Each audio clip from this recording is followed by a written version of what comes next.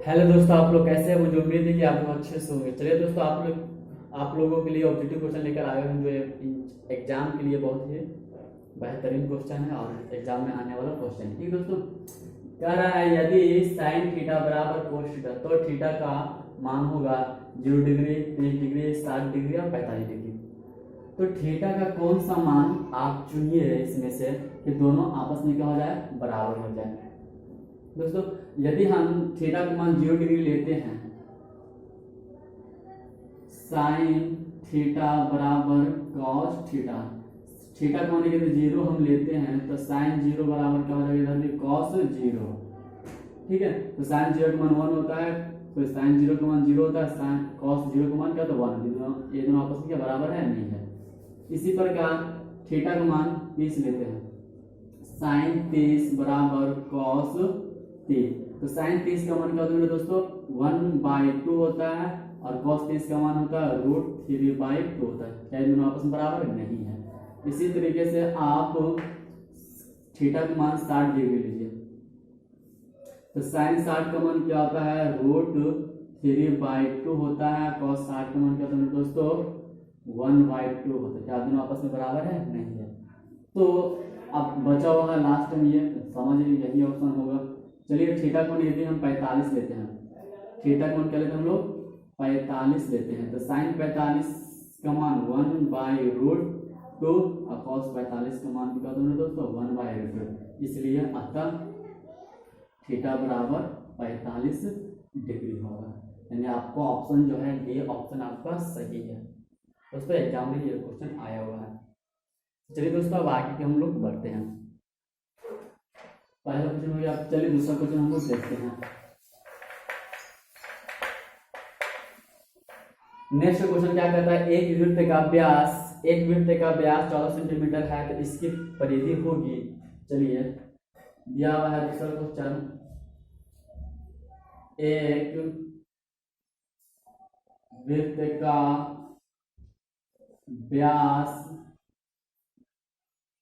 14 centimetre है इसकी परिधि होगी।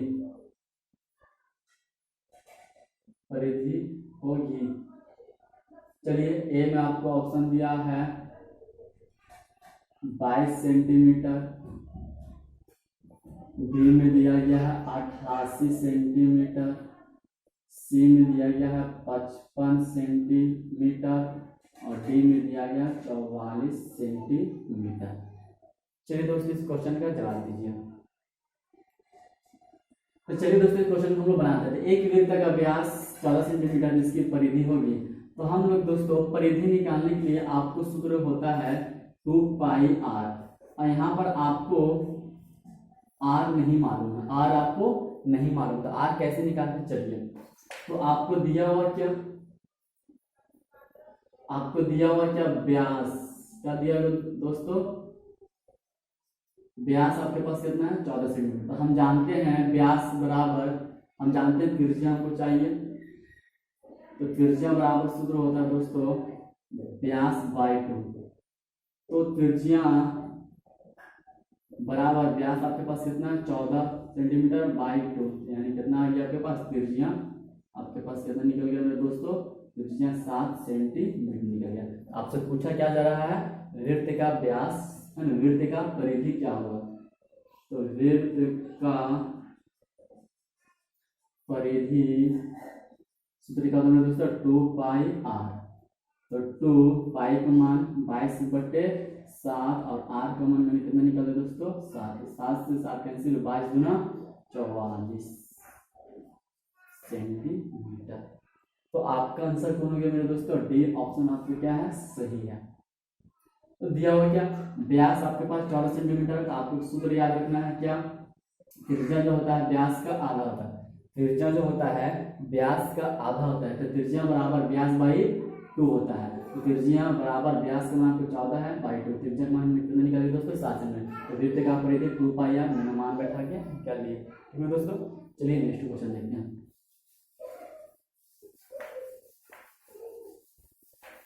नेक्स्ट क्वेश्चन क्या कर रहा है, तीसरा में देखिएगा, तीसरा क्वेश्चन क्या कह रहा है आपका, कह रहा है बिंदुओं -5,7 और -1,3 के बीच की दूरी निकालें। चलिए देखते हैं।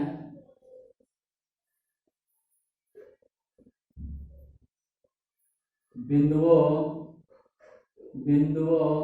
-5,7 और -1,3 के बीच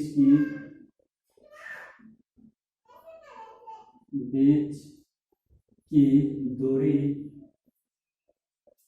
दूरी है। आपको ऑप्शन में दिया गया है, ए में 2√2,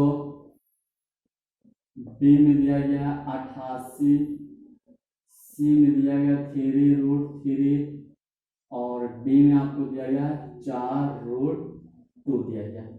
चलिए दोस्तों इस क्वेश्चन का जवाब दीजिए क्या होगा। चलिए दोस्तों इस क्वेश्चन को हम लोग बनाते हैं। कैसे हम लोग बनाते हैं आइए ध्यान दीजिएगा। दिया हुआ क्या बिंदु आपको दिया हुआ, पहला बिंदु और आपका ये दूसरा बिंदु के बीच की दूरी निकालना है। तो चलिए इसको हम लोग सोल्व करते हैं।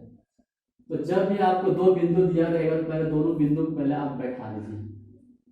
पहला बिंदु के ए नाम, दूसरा बिंदु को रख दिया बी नाम। पहला बिंदु आपके पास कितना है -5,7 है, दूसरा बिंदु आपके पास कितना है -1,3 है और बीच की दूरी आपको निकालना है। ठीक है दोस्तों, तो दूरी सूत्र होता है क्या, दूरी सूत्र होता है d बराबर √x2 - x1 का whole square plus y2 - y1 का होल स्क्वायर होता है। ये होता है आपका दोस्तों सूत्र। तो x2 x1 y2 y1 है कहाँ, हमको तो पता ही नहीं। तो अब दोस्तों आप क्या पहला बिंदु का क्या मान लीजिएगा, x1 y1 x2 और y2 अब मान बैठा दीजिए। बहुत इजी है क्वेश्चन और इसी तरीके से आपको बहुत सारे क्वेश्चन मिलेगा एग्जाम में।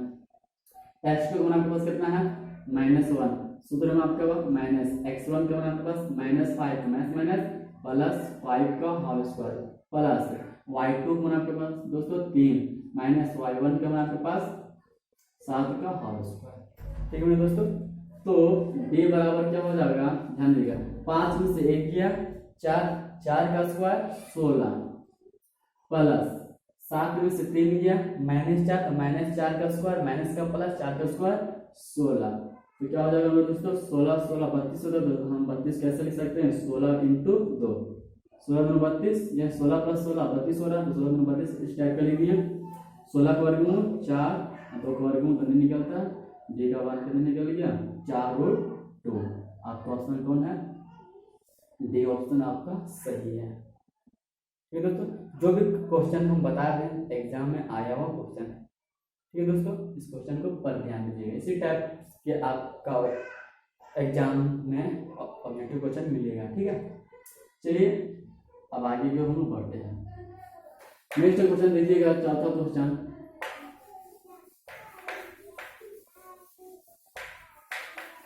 चलिए दोस्तों चौथा क्वेश्चन आपका क्या है दिया हुआ।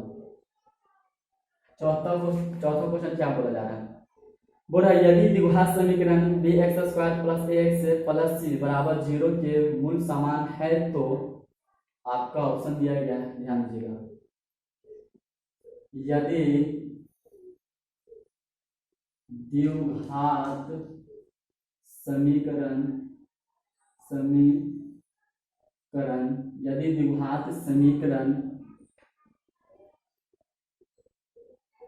bx² + ax + c बराबर 0 के मूल समान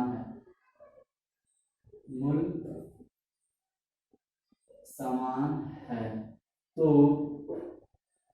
आपका ऑप्शन दिया हुआ है, ए में b² - 4ac बराबर 0, बी में a² - 4ac बराबर 0, सी में c² - 4ac बराबर 0 और डी में आपको दिया दोस्तों b² - 4bc बराबर 0।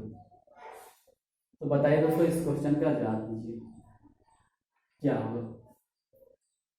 तो चलिए देखिए दोस्तों इस क्वेश्चन को हम लोग कैसे हम लोग बनाते हैं। दिया हुआ आपके पास क्या, बे एक्स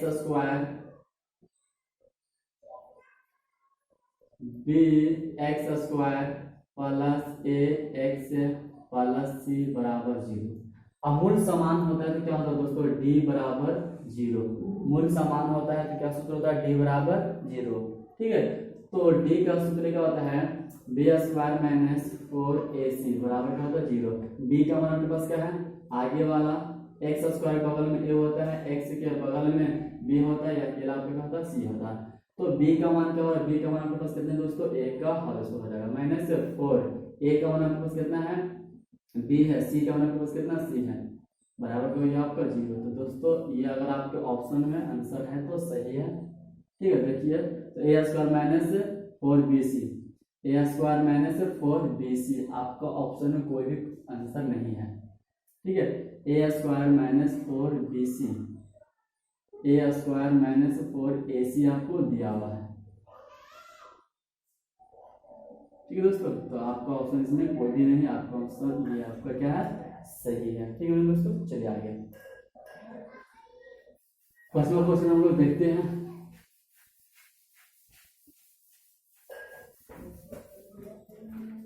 पांचवा क्वेश्चन क्या कह रहा है, बोले तो कोयल